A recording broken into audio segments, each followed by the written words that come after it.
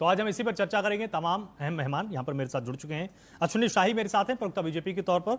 अश्विनी जी, बहुत स्वागत है आपका टीएनपी न्यूज में। साथ ही हमारे साथ निरंजन पोद्दार हैं, राजनीतिक विश्लेषक के तौर पर। निरंजन जी, आप अपनी बात पूरी कीजिए। देखिए आलोक जी, मैं ये कह रहा था कि एक शेर याद आता है मुझे कि दिल के फफोले जल उठे सीने के दाग से, घर को लग गई आग घर के चिराग से। ये बात इसलिए कह रहा हूं कि जिस तरीके से विपक्ष चाहे इसके अंदर ममता बनर्जी हो, खड़गे जी हो, अखिलेश जी हो, लालू जी हो, तमाम लोग जिस तरीके से आज सनातन को नीचा दिखाने के लिए कुछ भी बोल रहे हैं, यानी कि भारतीय जनता पार्टी से लड़ते लड़ते वो सनातन से लड़ने लग गए, भारतीय जनता पार्टी से लड़ते लड़ते वो देश से लड़ने लग गए। और इसके अंदर एक चीज और आलोक जी, कि हर दूसरा सनातनी वहां पे स्नान कर चुका है और हर पहला सनातनी चाहे वो किसी भी मजबूरी से जा नहीं पाया हो, लेकिन वो स्नान करना वहां चाहता है, उसका सपना है, उसकी इच्छा है, उसकी आस्था है, लेकिन वो वहां नहीं जा पाया, किसी भी कारणवश नहीं जा पाया, लेकिन चाहता जरूर है। और यहाँ पे अखिलेश जी जिस तरीके से वो वाली कहानी हो रही है कि वो कहते हैं आप कौन कहता हम खामखा, आपको किसी ने पूछा था वहां पे पानी मतलब का है कि नहीं मतलब का, सनातनी जाकर के डुबकी लगा रहे हैं ना, आपसे ज्यादा तो मंदबुद्धि नहीं है वो भाई। और दूसरी सबसे बड़ी बात देखिए आलोक जी, जिस तरीके से वहां पे गंगा मैया के पानी के ऊपर जिस तरीके से उसका अपमान किया जाता है।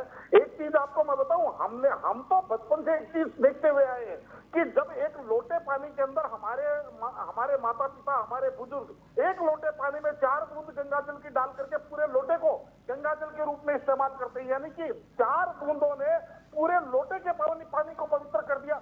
अगर उस गंगा जल में कोई अपशिष्ट चला भी गया है तो गंगा जल में, तो ये तो वैज्ञानिक दृष्टिकोण से, वैज्ञानिक आधार पे ये चीज आधार है कि गंगा के पानी के अंदर जो बैड बैक्टीरिया है वो गंगा का पानी स्वतः उसको समाप्त कर देता है। और यहाँ तक कि केवल आप प्रयागराज की बात मत कीजिए, उसके बाद में भी लगभग 1000 किलोमीटर की ओर यात्रा करने के बाद में वही गंगा का पानी जब यहाँ पश्चिम बंगाल गंगा सागर में जब प्रवाहित होता है उस समय भी वो निर्मल होता है। तो कहने का तात्पर्य ये है केवल और केवल लोगों का अपमान करने के लिए। लेकिन आज जिस तरीके से अखिलेश जी हर चीज का विरोध करने पर उतर आए हैं, ऐसा लगता है, और इससे कोई बहुत बड़ा आश्चर्य नहीं है। जब वैक्सीन निकली, वैक्सीन का विरोध किया, जब संसद भवन बनी, संसद भवन का विरोध किया, जब कांवड़ यात्रा होती है उसका विरोध करते हैं। अरे और तो थोड़ी आलोक जी कि जब मरहूम मुलायम सिंह यादव जी को पद्म विभूषण पुरस्कार दिया गया, इन्होंने उसका भी विरोध किया, उसके अंदर भी इन्होंने तो किंतु परंतु लगाया।